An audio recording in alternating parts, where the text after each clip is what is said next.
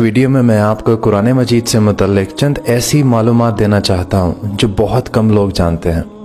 अगर वीडियो अच्छी लगे तो इस वीडियो को शेयर कर देना।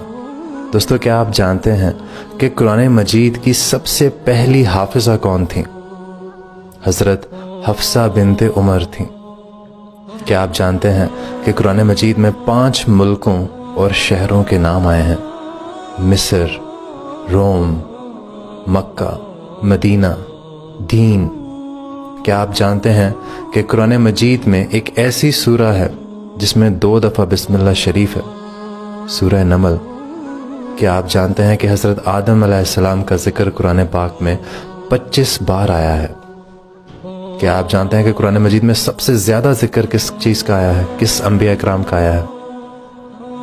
हज़रत मूसा अलैहिस्सलाम का आया है। दोस्तों, हमारे प्यारे नबी 21 अप्रैल 571 ईस्वी बमुताबिक 12 रबीउल अव्वल सुबह 4:45 पर मक्का मुकरमा में पैदा हुए।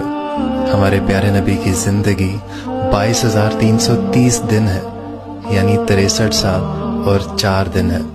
आप सल्लल्लाहु अलैहि वसल्लम की रिसालत का अरसा 8,156 दिन है, यानी 23 साल है।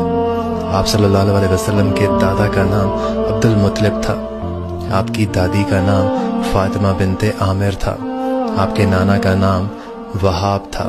आपकी नानी का नाम बरार था। आप सल्लल्लाहु अलैहि वसल्लम की 11 अज़वाज थी। आप सल्लल्लाहु अलैहि वसल्लम के 3 बेटे और 4 बेटियां थीं। आप सल्लल्लाहु अलैहि वसल्लम के 3 दामाद थे। आप सल्लल्लाहु अलैहि वसल्लम के 14 चचा और 6 पुप्पियां थीं। अगर आपको ये इन्फॉर्मेशन नहीं पता